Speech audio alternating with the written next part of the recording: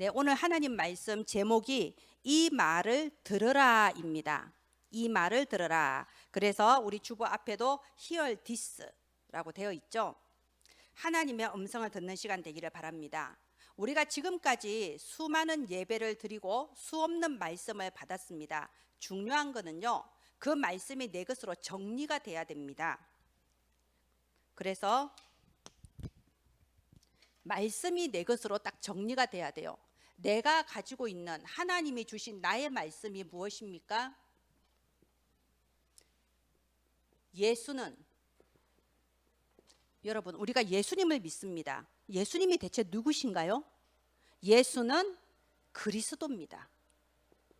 그리스도라 하면 기름 부음 받은 자란 뜻이고, 우리를 위하여 삼중직의 권세를 행하셨습니다. 우리가 하나님을 만날 수 있도록 원래 인간의 축복을 회복시켜 주신 참 선지자이시고, 또 예수님은 우리가 지옥에 갈 수밖에 없는 원인이 뭔가요? 죄 때문이잖아요. 원죄, 자범죄, 조상들의 우상숭배죄, 그 죄 문제 완전 해결하신 제사장이시고, 또 그 죄를 가지고 우리를 틈타서 끊임없이 공격하고 자기 발 아래 두려고 하는 마귀의 일을 멸하시는 참 왕이십니다. 참 제사장, 참 왕, 참 선지자, 그래서 그리스도예요. 예수가 그리스도라는 말은요, 모든 문제 끝났다, 다 끝냈다라는 뜻입니다. 그지요? 이 부분에 대해서 가장 먼저 정리가 돼야 됩니다. 이게 정리가 돼야 그 다음부터 뭐가 시작이 되는 거죠. 그럼 이 예수가 그리스도이심이 정리된 나는 도대체 누구냐? 나는 하나님의 자녀입니다. 이건 아무도 못 빼앗아 갑니다. 재산을 다 잃어버려도, 내가 기억을 잃어버려도 나는 하나님의 자녀입니다. 그죠?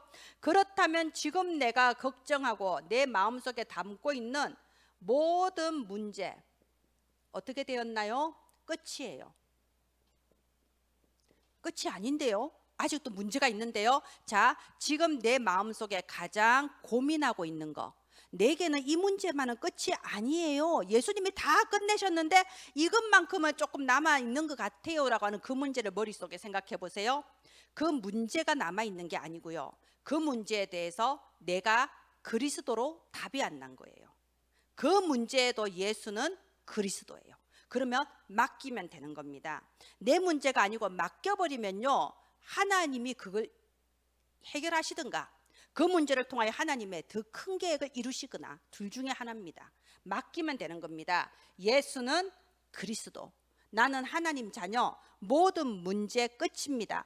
그러면 지금 또 여러 가지 질병 문제, 경제 문제, 가난, 내 속에 끊임없이 솟아오르는 시기, 질투, 염려, 이 모든 것으로 내 마음과 생각과 육신을 공격하는 마귀들은 예수의 이름 앞에 이미 물러갈 수밖에 없습니다. 마귀야 가라. 자, 그런데 이 마귀가 우리를 공격한다는 게 중요해요. 그래서 베드로전서 5장 7절 8절에 나와 있잖아요. 근신하라 깨어라. 너희 대적 마귀가 우는 사자처럼 두루 다니며 삼킬 자를 찾느니라. 이 말을 불신자한테 한 말이 아닙니다. 베드로전서는 그 교회 성도들한테 주는 편지잖아요. 마귀가 우는 사자처럼 두루 다니며 믿는 자들한테 끊임없이 공격한단 말이에요. 영은 구원받았지만 육신이 이 땅에 사는 동안에는 끊임없이 공격해요. 실제로 우리한테 어떤 해를 끼칠 수는 없습니다. 마음과 생각과 육신으로 속이는 거예요. 그러면 그 문제 다시 예수는 그리스도, 나를 속이는 마귀들은 예수 이름으로 명령하노니 결박받고 떠나가라. 모든 지각에 뛰어나신 하나님의 평강이 그리스도 예수 안에서 내 마음과 생각을 지켜주시옵소서. 끝인 거예요. 예수 이름 앞에 마귀야 가라. 그리고 나에게 필요한 거, 내게 필요한 것은요, 내가 지금 마음속으로 바라는 기도의 응답이나 내가 고민하는 문제 해결이 내게 필요한 게 아닙니다. 답을 내야 됩니다. 오늘 말씀을 정리하자고 했죠. 내게 진짜 필요한 것은 오직 하나예요. 성령 충만. 이미 모든 문제 다 끝났습니다. 삶의 결론 다 났습니다. 그런데도 끊임없이 나를 속이는 이 사단과의 영적 싸움밖에 남지 않았어요. 결국 내 마음과 생각이 주님의 영으로, 주 여호와의 영으로 충만함 받으면 끝나는 겁니다. 그리고 내 마음과 생각이 주의 영으로 충만받을 때 하늘 보좌의 능력이 움직이셔서 사람이 알지 못하고 세상이 알지 못하는 깜짝 놀랄 역사가 일어나는 겁니다. 그래서 내게 필요한 건 뭐냐? 오직 성령 충만. 이 사실을 알았던 엘리사가 말했죠. 네가 원하는 것이 무엇이냐? 당신의 성령이 하시는 역사가 내게 갑절이나 있기를 원합니다. 필요한 것은 오직 주 여호와의 영으로 충만받는 거예요. 이렇게 말씀이 딱 정리되고 내게 각인이 돼버려야 돼요. 내게 체질이 되어버려야 돼요. 그래서 지금 메시지 그렇게 나오잖아요. 말씀을 편집하고 디자인하고 설계해라, 이 말이 그 말입니다.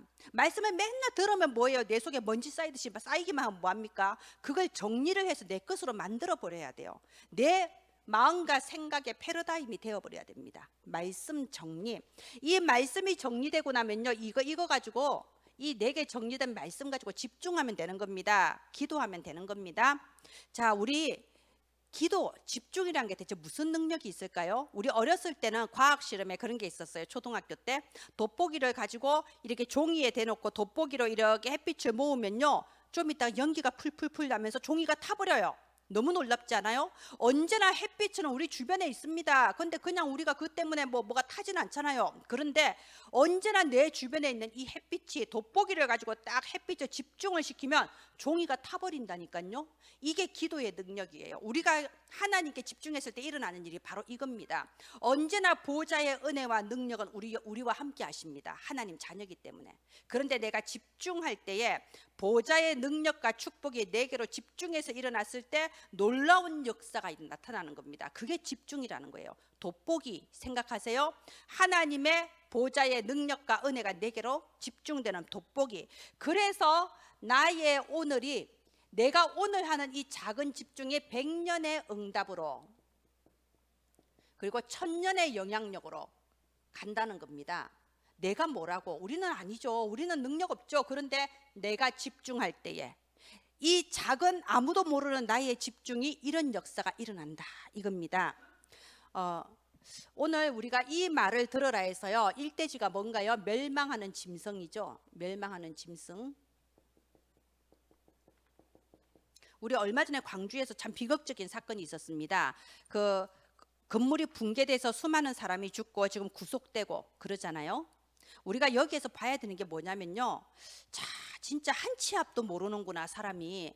그 건물이 막 이렇게 무너질 것 같은 위험 징조가 있어서 그 사람들이 다 사람의 통행을 막았다고 하잖아요. 근데 사람의 통행은 막았는데 하필 그 시간 그분 그 초에 버스가 그 앞에 서고, 하필 그 시간 그분 그 초에 건물이 무너져 내린 거잖아요. 어떻게 알았겠어요? 정말 절묘하죠. 정말 이 광주 전체를 돌아다니는 버스가 하필 그 자리에 딱 선 겁니다. 우리는 한 치 앞을 몰라요. 그리고 저 수안지구에도 초등학교 3학년밖에 안 된 아이들 2명이 물에 빠져 죽었잖아요. 그럴 지역이 아니거든요. 사람들 항상 드나드는 데고 그렇게 수심도 깊지 않은데 하필 그날 그시 그분 그 초에 그 주변에 사람이 없었어. 그날 그시 그분 그 초에 수심이 이렇게 올라갔던 거예요. 정말 오는 순서는 있지만 가는 순서 없다. 차라리 우리처럼 나이 든 사람이 그렇게 되면 몰라, 어린아이가 너무 안타깝잖아요. 그죠? 생각해 보니까 그게 토요일 오후인데 우리 혜진이 애미 맑음이는 초등신학원 예배 드리고 있을 때더라고요. 그래서 역시 예배가 답이다, 제가 다시 한번 그때 붙잡았습니다. 우리는 이렇게요, 내 한 치 앞에 무슨 일이 일어날지 모르는 게 인간이에요. 그렇게 아무것도 모르면서 무지하면서도 마치 다 아는 것처럼 또 교만한 게 바로 인간입니다. 사실은 내 앞에 일도 모르면서요. 그래서 오늘 1절 2절이 그겁니다. 뭇백성들아 이를 들으라, 세상의 거민들아 귀를 기울여라, 귀천 빈부를 막론하고 모두 다 들을지어다. 우리가 짐승처럼 무지하다니까요. 근데 아는 것처럼 생각해요. 교회 안 가도 뭐 세상 사람들 더 똑똑하게 산다, 성공한다 이렇게 착각한다니까요. 다 들어라. 특히 누가 듣냐? 시편 48편 6절에 보면요, 시편 49편이죠. 49편 6절에 보면요, 자기의 재물을 의지하고 부유함을 자랑하는 자 들어라. 나 돈 많다. 교회 다니는 너희들이 더 가난하지. 너희들이 나만큼 돈도 없고, 너희들이 나만큼 배운 것도 없고 가난하고 무식한 것들, 이렇게 생각할 수도 있습니다. 그런데 빈부귀천을 막론하고 특별히 자기가 부유하다고 자랑하는 사람들은 이것을 들어라. 우리가 당연히 돈 버는 능력이 있어야 됩니다. 돈 버는 능력 없으면 어떻게 세계 선교 하겠어요? 돈 버는 능력은 있어야 되는데 돈이 최고인 줄 알면요, 짐승하고 똑같아요. 돈 하면서 돈 때문에 떨고 돈 문제에 빠져 있고 맨날 돈 때문에 집착하고 돈 때문에 걱정하는 사람은요, 가치 없는 사람입니다. 정말 그래서 짐승과 같아, 멸망하는 짐승과 같아 이거예요. 우리가 세상에서도 얘기하면서 너무 모든 거 돈에 대해 돈만 연결해서 얘기하면 좀 사람이 수준 낮아 보이잖아요. 근데 영적으로도 가치 없다. 사람들이 진짜 돈 앞에서는 상상을 초월하는 짓을 하잖아요. 뭐 보험금 때문에 저번에 그 해외 토픽 나왔더라고요. 자기 아내가 배가 이렇게 풍선처럼 부풀어 있어. 곧 아기 낳을 거야. 보험금 때문에 그 만삭된 자기 아내를 절벽에서 밀어버렸더만요. 사람들이 돈 앞에서는 아내고 자식이고 뭐 다 필요 없다 이거죠. 자, 그러면 생각해 봅시다. 그 돈이 진짜 자기 것이 될까요? 자기 거 안 돼요. 참 사람들이 제가 참 안타깝다고 느끼는 게 지금 당장 내 눈앞에서는 이득 보는 것 같거든요. 다른 사람을 속이고 내가 막 이렇게 장꾀를 써서 내가 당장은 내가 이만큼 이득 보지 역시 나는 이렇게 생각할지 몰라도 당장 이득 보는 것 같지만은 그 범죄 뒤에서요 영적 세계 엄청난 일이 벌어져요. 지옥의 권세가 내 인생에 흘러 들어와요. 내가 다른 사람한테 피해주고 그런 악한 걸로 해서 돈을 벌면요 지옥의 권세, 엄부의 권세가 내 인생에 흘러 들어온다니까요. 그러니까 하나만 알고 둘을 모르는 겁니다. 너무 안타깝습니다. 제가 아는 어떤 할머니가 그런 분이 있었어요. 권사님이신데 평생 교회 잘 다니시고 믿음 좋으신 분인데 나이가 많이 들어서 교회를 안 가시는 거예요. 왜 교회를 안 가냐? 아무것도 가진 거 없고 내 자식들 다 가난한데 지금 국가에서 20만 원 노령연금 나온단 말이에요. 그럼 그 노령연금이라도 모아야 되겠다. 20만 원. 그래서 20만 원이라도 모아서 우리 아들 주고 우리 손주 줘야겠다고 모으는데 교회를 가면 이제 헌금이 아까운 거예요. 평생 교회 다니셔 놓고 그러니까 그 헌금이 아까워서 그거 100% 20만 원 모으기 위해서 교회 자체를 안 가버리신 거예요. 그래서 나중에 이제 돌아가셨죠. 나이가 드시니까. 자, 돌아가셨으면 그 모은 돈 어떻게 됐을까요? 자기 자식한테 안 갔어요. 손주한테도 안 갔습니다. 다른 사람이 다 가져갔습니다. 제가 그런 일을 너무 많이 봐요. 정말 이거 한 푼, 두 푼 모아서 이걸로 우리 자식 줘야지 자기 자식 못 주는 사람들 너무 많아요. 허망하게 뺏겨버립니다. 그게 영적 세계에서 일어나는 일이라는 거예요. 어둠이 흘러 들어와 버립니다. 참 그 사실을 모르는 게 너무 안타까워요. 그래서 시편 49편 10절부터 14절 보세요. 10절에 보면요. 그러나 지혜 있는 자도 죽고 어리석고 무지한 자도 함께 망하고 많이 배운 엘리트나 못 배운 무식한 사람이나 똑같이 죽고 똑같이 망합니다. 그래서 10절 후반부 보세요. 그들의 재물은 남한테 남겨두고 떠나는 것을 보게 되리로다. 결국 남을 손을 가는 거예요. 헛되게. 11절에 그들의 속생각에 그들의 집은 영원히 있고 그들의 거처는 대대에 이르리라 하여 그들의 토지를 자기 이름으로 부르도다. 아무 소용 없습니다. 제가 이번에도 어떤 분한테 얘기 들었어요. 그 동네에 이 자기 집 땅을 밟지 않고는 그 동네를 걸어 다닐 수 없을 정도로 어마어마한 부자인데 그 옛날 그 시대에 할아버지가 암이 걸린 거예요. 옛날에는 암이 큰 병이잖아요. 못 나아요. 그러니까 뭐 옛날 그 일제 시대에 뭐 대출 담보 이런 게 제대로 되는 것도 아니니까 그냥 헐값에 다 넘긴 거예요. 뭐 100만 원짜리 땅을 10만 원 빌려오면서 그냥 땅 문서 주고 이런 식으로 해서 할아버지 돌아가셨을 때 아무것도 남는 게 없어.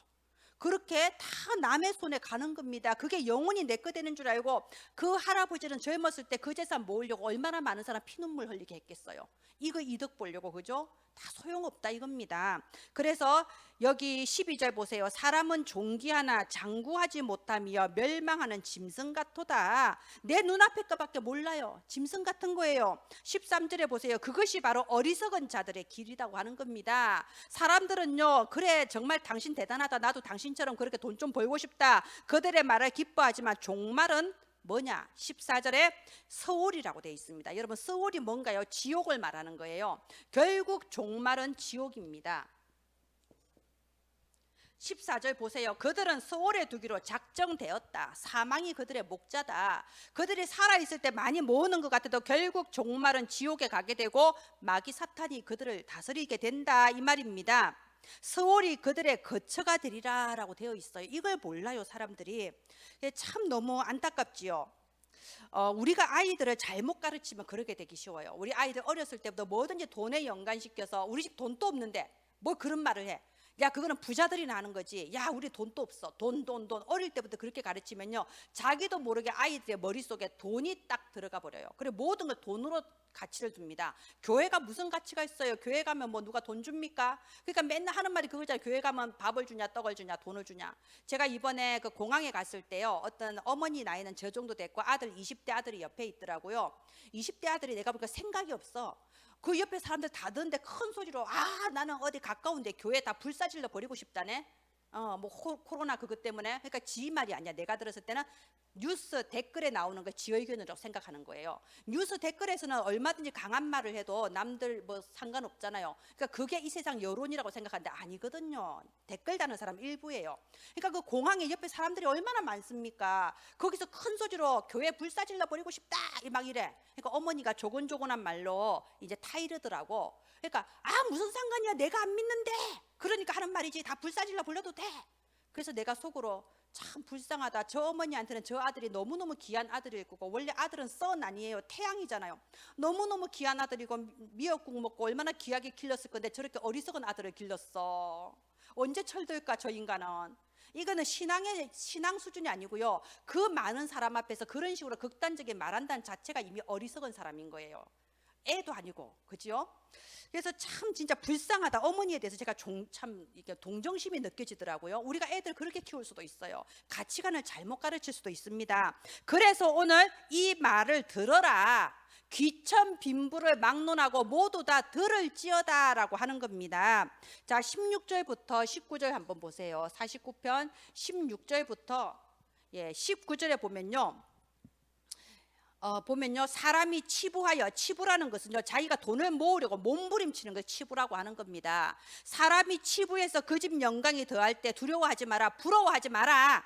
우리 주변에 안 믿는 친척들, 잘 사는 친척들 많죠? 그 부러워하지 마세요. 그거 위세에 눌릴 필요가 전혀 없습니다. 17절, 그가 죽음에 가져가는 것이 없고 그의 영광이 그를 따라 내려가지 못한다. 18절, 그가 비록 생시에 스스로 자기를 축하하고, 맞아요, 스스로 막 잘난 체 한단 말이에요. 내가 주식 투자를 이렇게 해서 몇 배를 벌고 이제 직장 그만두고 놀아도 돼, 난 다 이루었어, 스스로 자랑합니다. 그런데 그런 사람들 아무리 그래봤자 19절, 그들은 영원히 빛을 보지 못하리로다. 여러분, 주눅들지 마세요. 두려워하지 마세요. 부러워하지 마세요.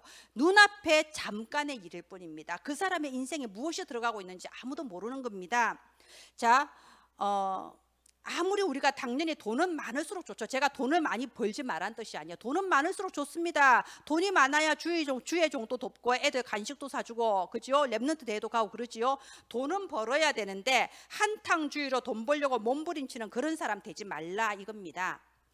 제가 이번에 어떤 분하고 같이 있는데요, 그분이 나하고 얘기하다 갑자기 어떻게 핸드폰 확인하더니 어떻게 막 그래요, 왜 그러지 하니까 좀 보라고 보여주는데, 아니 카톡이 쭉 왔어요. 어느 날 밤 11시 40분에 카톡이 왔어. 지금 내 통장으로 50만 원만 보내줘.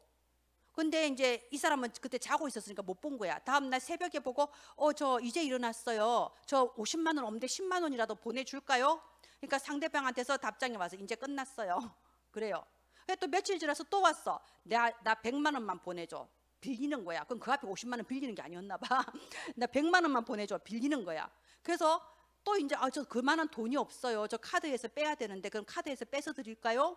그러니까 이제 그게 이미 몇 시간 지난 뒤였어요. 됐어요. 끝났어요. 그래. 근데 나랑 같이 있는데 또 온 거야. 뭐 또 100만 원 보내줘 이러고. 그래서 제가 이거는 분명히 둘 중에 하나다. 이 오밤중에 돈 보내달라 그러고 아침 되면 끝났다고 하는 건 둘 중에 하나다. 어디 빠찡코에 가서 빠찡코 땡기고 있는 거다. 그 밤에 하는 데잖아. 아니면 코인 하고 있다. 비트코인은 요즘 비트코인이 대표적이죠. 코인이 가상화폐가 여러 가지 있어요. 코인 중에 뭐 하나 하는 거다. 그것도 밤에 하거든요. 근데 끝났다, 이제 장이 끝난 거예요. 이런 사람은 돈 빌려주면 안 된다. 가까이 하지 마라.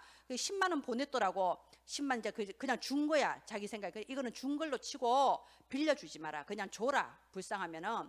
자, 그런 사람들이 많습니다. 제가 이번에 법무사에 갔는데요.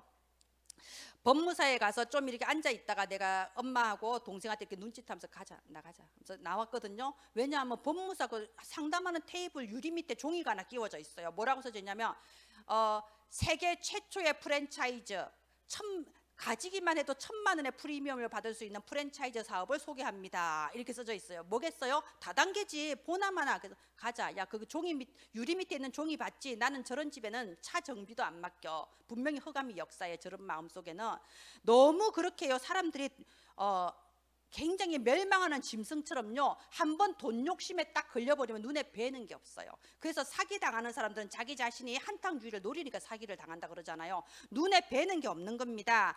많은 사람들이 왜 주식하나요? 왜 가상화폐 왜 하나요? 왜 다단계 하나요? 나만은 다를 거라고 생각하는 거예요. 다 손해보고 쪽박차고 나오는데 나만은 그래도 재빨리 할 수 있을 거야, 다를 거야 라고 생각하는데 100% 다 그 마음으로 들어가서 99%가 손 털고 나오는 겁니다.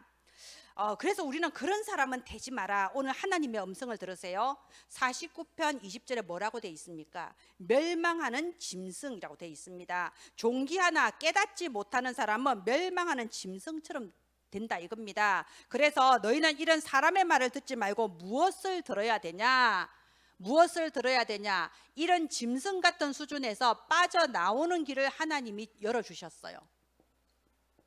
빠져나올 길, 이 말씀을 들으라는 겁니다. 빠져나올 길이 뭔가요?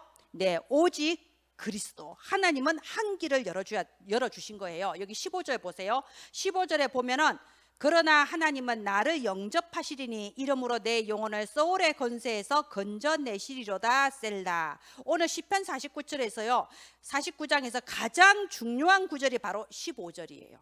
이 15절이 가장 중요한 구절입니다. 우리가 들어야 될 가장 중요한 말씀, 소울의 권세에서 건져내시리로다. 이 소울, 지옥의 권세, 죄의 권세, 사탄의 권세에서 빠져나와라. 하나님께서 지옥을 만드신 이유가 뭔가요? 어떤 사람 죄 지으면 지옥 보내고 그러려고 만드신 게 아니에요. 하나님이 지옥을 만들어서 뭐 어떤 사람 지옥에 보내고 벌 주고 그거 아닙니다. 하나님께서 인간을 창조하실 때 원래 인간은 그렇게 창조되지가 않았습니다. 하나님이 인간을 창조하신 목적이 뭔가요? 창조하신 목적, 이사야 43장 21절 보면요, 이 백성은 내가 나를 위하여 창조하였나니 나의 영광을 찬송하게 하려 함이라. 하나님의 영광을 위해서 인간을 창조하셨어요. 그렇죠? 그렇게 창조하셔서 어떻게 축복을 주셨냐? 하나님 인간을 처음 창조하실 때부터 다른 그 누구에게도 주지 않은, 천사들에게도 주지 않은 축복을 주셨어요. 창세기 1장 27절, 하나님의 형상대로. 천사들도 그렇게 창조하지 않았습니다. 어떤 피조물도 그렇게 창조하지 않았습니다. 최고의 축복, 하나님의 형상대로 창조하는 축복을 주셨고요, 이 형상을 누리면서 창세기 1장 28절, 모든 것을 다스리고 충만하고 땅을 정복하는 이런 축복을 우리에게 주신 겁니다. 이게 원래 인간이에요. 그런데 무슨 일이 벌어졌냐? 한마디로 이게 벌어진 거예요. 불법 용도 변경. 불법 용도 변경이 무슨 말인지 아시죠? 우리가 집을 건축할 때에 처음부터 구청에다 신고를 하잖아요. 그러면 이거를 내가 생활 권리시설을 짓겠습니다라고 신고를 해놓고 실제 사용할 때는 빌라나 아파트로 사용하는 게 주거 목적으로. 왜? 그렇게 하면은 이제 수익이 들어오니까요. 그럼 국가에서는 그걸 뭐라고 하냐? 불법 용도 변경이라고 하는 거예요. 생활 근린시설로 용도로 쓰겠다고 해놓고 왜 다른 데로 쓰냐? 그러면 이제 벌금이 나옵니다. 이게 불법이거든요. 그런데 영적 세계에 이런 불법이 일어난 거예요. 창세기 3장 1절부터 6절. 사단이 하나님께서 이렇게 창조하신 인간을 용도 변경을 해버린 거예요. 하나님의 영광, 형상대로 창조되고 하나님의 영광을 위하여 창조된 것이 인간입니다. 근데 이걸 완전히 바꾸어 버린 거예요, 사단이. 그래서 이게 원죄 문제, 창세기 3장 문제라고 하죠. 하나님의 영광을 위하여 살아야 될 인간이 내 영광을 위해서 사네? 내 유익을 위해서 사네? 알고 보니 내 영광도 아니고 내 유익도 아니고 사탄의 유익이네? 하나님의 영광을 위해 창조된 인간이 사탄의 종이 되어서 고통받고 있어요. 그런 원죄 사건이 벌어진 겁니다. 하나님 그냥 두실 수가 없잖아요. 그래서 하나님께서 회복시키시기로 한 거예요. 하나님이 우리를 회복시키기 위해서 한 길을 여셨는데 그 길이 바로 오직 그리스도. 하나님은 다른 길을 열지 않으셨습니다. 오직 그리스도 한 길을 여신 겁니다. 자, 그런데 중요한 게 뭐냐? 순서예요. 우리가 하나님의 자녀가 됐는데도 왜 끊임없이 창세기 3장의 영향을 받고 사냐? 순서예요. 먼저 하나님의 형상대로 창세기 1장 27절 요것부터 먼저 회복이 돼야 되는데 28절을 바라는 거야. 돈 벌고 출세하고 잘 살고 이거부터 바라는 게 문제인 겁니다. 먼저 지옥의 권세에서 구원부터 받아야 되는데 그 뒤에 공부를 하든 일을 하든 출세를 하든 돈을 벌든 해야 되는데 언제나 순서를 거꾸로 해서 예배 실패하고 순서를 거꾸로 해서 기도하지 않고 다른 것을 먼저 쫓아가는 거예요. 그리고 다른 것이 채워지지 않으니까 하나님이 나를 사랑하나 믿음조차 없어져 버리는 거예요. 거꾸로 되어버리는 겁니다. 자, 그래서 오늘 15절 하나님이 나를 내 영혼을 소울의 권세에서 구속하시리로다, 이 말이 얼마나 중요한 말인지 내게 그 중요성이 깨달아지면은 그때부터 그 사람은 새로운 운명이 시작되는 겁니다. 정말로 다른 모든 것보다 이게 가장 중요하다. 영혼의 구원을 받고 지옥 권세에서 빠져나오는 게 가장 중요하다. 내 마음에 진짜 믿어지면요, 새로운 운명이 시작됩니다. 내 가문, 나의 건강, 나의 산업에 새로운 응답의 문이 열릴 겁니다. 그래서 오늘 3절에 보세요. 3절에 참된 지혜와 명철을 얻으라고 되어 있습니다. 너희가 멸망하는 짐승처럼 되지 말고 하나님이 주시는 참된 지혜와 명철을 얻으라, 이 말입니다. 지미 카터 대통령 아시죠?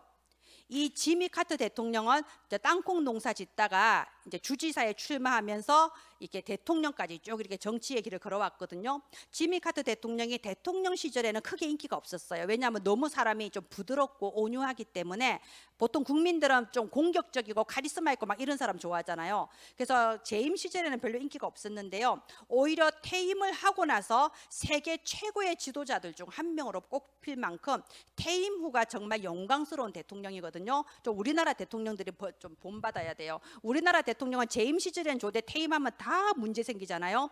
퇴임 후가 아름답고 영광스러운 대통령이 카터 대통령입니다. 지금도 살아계세요. 근데 이 카터 대통령이 자기의 길을 찾은 거예요. 내가 뭐 하고 살아야 되냐, 이거 찾은 거예요. 이분이 땅콩 농사 짓다가 이제 주지사 출마하면서 선거운동 해야 될 거 아닙니까? 그래서 온갖 사람 만나러 다니면서 선거운동하는데 제가 깨달은 거예요. 내가 이 주지사 선거 나오기 전에 14년 동안 전도하기 위해서 가정 방문을 한 게 140가정이더래요. 그러니까 1년에 10가정 정도 돌아다니면서 전도를 한 거죠. 근데 자기가 주지사 출마하니까는 단 3개월 선거운동하면서 자기가 악수한 사람이 30만 명 가까이 되더래. 그 자기가 스스로 느낀 거예요. 내가 하나님의 일을 위해서는 그렇게 시간을 안 내고 게을렀는데 내 일을, 내 성공을 위해서는 내가 이렇게 돌아다니는구나. 정말 회개한 겁니다. 자기의 길을 찾았어요. 자기의 길이 뭐냐? 49편 2절에 기천 빈부를 막론하고 다 들을지어다. 내가 이제 미국 대통령이라는 이것을 이용해서 정말 전 세계 정치 지도자들, 보통 사람이 함부로 만날 수 없는 그 사람들한테 복음을 전하겠다, 자기의 미션을 찾은 겁니다. 그래서 이 카터 대통령이 우리 박정희 대통령도 만났거든요. 자, 박정희 대통령 만났을 때에 대단했죠. 박정희 대통령. 여러분은 잘 모르겠는데요. 저는 어렸을 때 대통령은 전부 다 박 대통령인 줄 알았어요. 김 대통령, 전 대통령 생각도 못했다니까요. 어릴 때부터 워낙 박정희 대통령 한 사람밖에 못 봤고, 우리 그때 학교 교실에 칠판 위에 박정희 대통령 사진이 붙어 있었습니다. 6학년 졸업할 때까지 계속 붙어 있었어요. 그러니까 오직 대통령은 박 대통령밖에 없는 줄 알았습니다. 그런 사람이었어요, 우리한테는. 자, 그런데 이 박정희 대통령 만났을 때 이제 카터 대통령이 복음을 전했대요. 박정희 대통령의 대답, 옛날에 어렸을 때 많이 했습니다. 박정희 대통령 어렸을 때 교회 다녔거든요.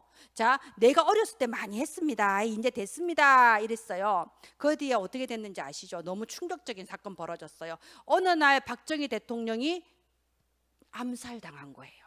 우리는 그때 충격이 말도 못해요. 어른들은 어떤지 몰라도 어린이들은요, 대통령은 박 대통령밖에 없는데 영원히 사는 사람인 줄 알았는데 세상이 뒤집히는 것 같은 충격이었습니다. 비참한 최후였죠. 그 아내도 총 맞아서 죽었고요, 자신도 총 맞아서 돌아가셨고, 그 딸까지 보세요. 아들 보세요. 아들이 마약 중독으로 계속 치료받잖아요. 너무 불행하잖아요. 이런 생각이 들어요. 어쩌면 카터 대통령이 만나서 그렇게 복음을 전한 그것이 박정희 대통령에게 있어서는 마지막 기회가 아니었을까 하나님께서 주신 마지막 기회가 아니었을까. 자, 이 카트 대통령이요, 김일성 또 만났습니다. 우리 김일성 도저히 만날 수가 없는데 한국 대통령은 안 만나주는데 미국 대통령이니까 만나준 거예요. 자, 김일성 만났을 때 김일성한테도 복음을 전했다고 해요. 김일성이 뭐라고 대답했냐? 김일성의 어머니가 누군지 아시죠? 강반석 권사예요. 김일성 어머니가 초창기에 그 평양 쪽으로 복음 들어왔을 때 이름이 반석이야. 강반석 권사님. 그러니까 자기가 얼마나 어렸을 때 교회 열심히 다녔겠어요. 김일성도 똑같이 대답했답니다. 옛날에 많이 다녔습니다. 이제 됐습니다. 예, 그래 대답했답니다. 김일성 얼마 안 돼 또 죽었어요. 마지막 기회인 거예요. 마지막 기회. 중국에 등소평이 있습니다. 중국의 등소평한테도 복음을 전했습니다. 등소평은 어릴 때 교회를 아예 안 다닌 사람이라 무슨 말인지 이해 자체를 아예 못했다고 돼 있습니다. 등소평도 죽었습니다. 우리가 복음을 듣는 게요, 늘 듣는 게 아니에요. 마지막 기회라는 게 있어요. 그럼 내가 어떤 사람한테 복음을 전할 때 이게 마지막 기회일 수도 있다. 이 사람이 살아있는 동안에 구원받아야 되는데 마지막 기회일 수도 있다. 이걸 항상 생각을 해야 돼요. 그래서 이거 알려줘야 돼요. 2번 빠져나올 길, 오직 그리스도, 이거 알려줘야 되는 겁니다. 자, 그래서 오늘 말씀 3절에 참된 지혜와 명철을 얻으라는 겁니다. 참된 지혜와 명철, 많은 지식을 쌓으라는 것도 아니고 훈련을 받으라는 것도 아니고 교회를 열심히 다니고 직분을 쌓으라 이런 얘기가 아니에요. 참된 지혜와 명철이 뭐냐? 바로 서론에 말씀드린 대로 나의 말씀을 정리를 해라 이겁니다. 우리 속담에도 구설이 서말이라도 깨어야 내 것이라고 하는데, 많이 듣고 많이 예배드리면 뭐합니까? 내 것이 없는데. 저는 이런 말을 많이 들어요. 성경을 필사한다. 그래서 뭐 나이 드신 분들 이제 집에서 성경 이렇게 따라 적는 거, 기독교 백화점 가면 성경 필사하는 성경을 따로 팔아요. 따로 노트도 있고. 그래서 그걸 하면서 자기 마음을 다스린다고 그러더라고요. 그게 참 좋다고 생각합니다. 저도 나이 들면 그러고 있을 수도 있어요. 저도 70살쯤 되면 성경 필사하고 있을 수도 있습니다. 근데 저는 그런 말 들을 때마다 이런 생각이 들어요. 왠지 자꾸만 참 그 쓸데없는 짓을 하네, 이 생각이 저는 참 많이 들어요. 왜냐하면 보세요, 그 성경 맨날 필사하고 있으면 뭐합니까? 성경 맨날 읽고 있으면 뭐합니까? 여러분, 제가 원래 불교 신자였잖아요. 그 다 외워야 돼요. 그 불경 외워서 아침 저녁으로 그거 해요. 그 하는 거, 저 선생님들 하는 거 알죠? 그 다 외웠다니까요. 몇 개나 돼. 기본 외워야 되는 것도. 뭔 소용 있는데 그게. 성경이 그거하고 똑같은 거예요. 받아 적고 외우고 맨날 틀어놓고 듣고 안 하는 것보다 물론 좋은데요, 예수가 그리스도라는 나의 메시지가 정리되지 않은 상태에서 그걸 받아 적고 읽는 거는요, 불경 듣는 거하고 똑같아요. 아시겠습니까? 그래서 저는 성경을 무작정 읽는 것보다는요, 차라리 복음 성경 구절 100구절 암송하는 게 낫다고 보는 거예요. 복음의 핵심을 내가 알아야지. 복음 편지하고 내가 그 핵심을 알아야지. 성경 맨날 읽고 듣고 하면 뭐합니까? 그죠? 나의 말씀을 정리를 해야 됩니다. 성경 66권 하나님이 우리한테 주셨는데 대체 뭘 전달하려고 이걸 주셨냐? 핵심 내용이 뭐냐? 그거를 정리해서 알아야 돼요. 하나님의 뜻이 뭔지를 알아야 돼요. 내가 하나님의 중심적인 뜻이 뭔지도 모르면서 말씀 정리도 안 됐으면서 신앙생활 하니까 그 신앙생활이 얼마나 어렵겠습니까? 맨날 눈치 보는 신앙생활이에요. 내가 어떻게 하면 하나님 좋아하실까? 내가 좀 잘못되면 하나님 벌 주셨네? 내가 이렇게 하면 하나님 좋아하시지 않을까? 맨날 눈치 보고 헤매는 신앙생활 하는 겁니다. 자, 하나님이 주시는 그 뜻이 뭔지를 알아야 돼요. 우리 보통 그러잖아요. 무슨 어려운 일 생기면 하나님의 계획이 있을 거야, 하나님이 뜻이 있어서 내게 시련을 주실 거야, 이렇게 생각하죠. 맨날 그런 생각하면 뭐합니까? 하나님 뜻을 모르는데 결정적으로. 그죠?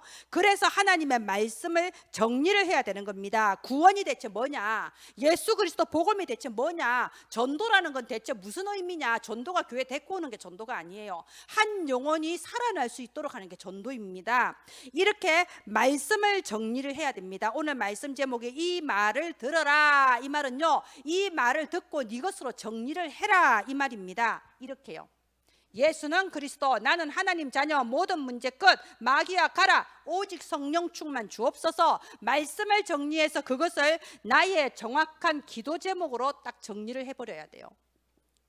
무엇 때문에 또 기도 제목으로 정리를 해라고 하냐? 말씀 정리해서 적어도요 금방 잊어버려요. 이걸 기도 제목으로 만들어서 정말 자다가 일어나도 바로 생각날 정도로, 완전히 각인뿌리 체질될 정도로 기도 제목으로 정리해서 내 것으로 만들어 버리라 이겁니다. 우리가 기도할 때 갈팡질팡 중언부언하지 말고요, 정확하게 기도해야 됩니다. 내가 하나님 자녀면요, 내 신분 권세 가지고 딱 기도하면 돼요. 이 속에 다 포함되어 있습니다. 성령 충만, 성령 인도, 성령 역사, 기도 응답, 천사 파송, 흑암 결박, 천국 시민권, 세계 복음화, 딱 요거 가지고 기도하면 그 안에 다 포함되어 있습니다. 맨날 나를 위해서만 기도하지 말고 237 세계 복음화를 위해서 기도할 수 있어야 됩니다. 그게 원단 말씀 붙잡고 기도하는 거잖아요, 그죠? 그리고 내가 하나님께서 나를 보내주신 교회를 위해서 기도할 수 있어야 됩니다. 신앙은 나 혼자 신앙이 아니에요. 기독교는 언제나 단체성의 신앙입니다. 교회 울타리 안에 들어와서 교회와 함께 기도할 수 있고 교회를 위해 기도할 수 있어야 돼요. 그리고 다른 영혼을 위해서, 전도를 위해서 기도할 수 있어야 돼요. 이게 하나님 기뻐하시는 기도 제목입니다. 자, 보세요. 우리가 지금 이 기도문이요, 전부 다 우리 주보에 나와 있어요. 우리 주보 기도란에 합심기도, 아침, 점심, 저녁 기도, 이게 다 포함되어 있는 겁니다. 이렇게 말씀을 붙잡고 나의 말씀을 정리하고 나의 기도 제목을 정리해서 했을 때 그게 진짜 응답이 오는 거예요. 여러분, 응답은요, 이거 기도했는데 이거 응답 왔다 이런 거 아니에요. 응답은 내 평생을 두고 이루어져 가는 거고, 내 후대까지 100년의 응답, 1000년의 응답 오는, 그게 진짜 응답입니다. 이렇게 딱 이렇게 기도 제목, 나의 말씀 정리되면요, 이제 그거를 내 일정표에 넣으세요. 내 일정표에 넣어서, 그럼 내가 작은 것부터 무엇을 실천할까? 실천할 것을 찾아서 실제로 실천을 하는 겁니다. 우리가 그러잖아요. 옛날 그런 말 있었잖아요. 주여, 내가 복음을 위해 목이라도 내어 놓겠습니다. 이런 기도는 쉬워요. 그런데 내가 복음을 위해서 1000만 원 헌금하기는 어렵거든요. 이게 실천이라는 거예요. 기도는 누구나 하죠. 실천이 중요한 겁니다. 그래서 이렇게 작은 것부터 일정표에 적어놓고 오늘 하루 내가 승리하면 이게 100년으로 연결된다 가지고 기도하시기 바랍니다. 이번 한 주간 정말 다른 데 속지 말고요, 복음의 말씀이 나한테 정리가 되고 하나님이 주시는 나의 기도가 딱 정리되기를 바랍니다. 저는 제 나름의 기도 어떻게 하냐면요, 잠깐 소개해 드리자면, 아침에 눈 뜨면은 우리가 보통 이러고 자고 이러고 자잖아요. 바로 엎드려 버려요. 왜냐하면은 눈 뜨면 바로 기도하려고 바로 엎드려 버립니다. 그리고 하나님 성령 충만 주옵소서, 잠깐 기도하고 일어납니다. 일어나면 이제 호흡 잠깐 해요. 호흡하면 잠이 깨거든요. 호흡 잠깐 하고 주보에 있는 그 순서 그대로, 원단 말씀, 강단 말씀, 주보에 있는 순서 그대로 내 신분 권세 가지고 딱 기도합니다. 그리고 이제 여러분한테 전달을 오전, 오후, 수요, 강단 말씀 이거 정리하면서 하다 보면 어느새 12시, 1시가 돼버려요. 오전은 거의 완전히 이제 집중해서 그렇게 지내거든요. 저는 이렇게 하니까 내가 나중에 은퇴하고 난 뒤에 내가 어떻게 살아야 될 것이냐, 하나님께서 나를 통해서 뭘 하려고 하시냐, 거의 이렇게 다 그림이 그려져 있습니다. 그리고 또 제가 지금까지 하다 보면요, 사람한테 실망하고 낙심한 것도 되게 많아요. 그런데 이런 생각이 들더라고요. 그 사람한테 실망했지만 상관없다. 그 사람한테 실망한 만큼 내가 낙심은 되는 건 사실인데, 그것보다 더 큰 소망, 더 큰 비전 하나님의 말씀으로 주시거든요. 그러니까 아무 상관없고 오히려 나는 진짜 행복한 사람이다, 이게 깨달아지더라고요. 결론 맺겠습니다. 우리 그 카페인 우울증 아시죠? 카카오 스토리, 페이스북, 인스타그램, 카페인, 요거 보면서 우울해지는 사람들 많다 그래요. 저 사람은 잘 사는데 나는 왜 이럴까? 그런 사람들한테 오늘 말씀이 나온 거예요. 이 말을 들어라. 첫 번째, 멸망하는 짐승처럼 눈에 보이는 물질 가지고 돈돈하면서 부러워하지 마라. 그 짐승들이 하는 거다. 거기에서 빠져나와라. 오직 그리스도 답 가지고 빠져나와라. 두 번째, 다른 길이 없기 때문에 오직인 거예요. 하나님 주신 길은 하나밖에 없습니다. 그러면 내가 이미 구원을 받았어. 구원을 받았는데도 이러고 사는 거예요.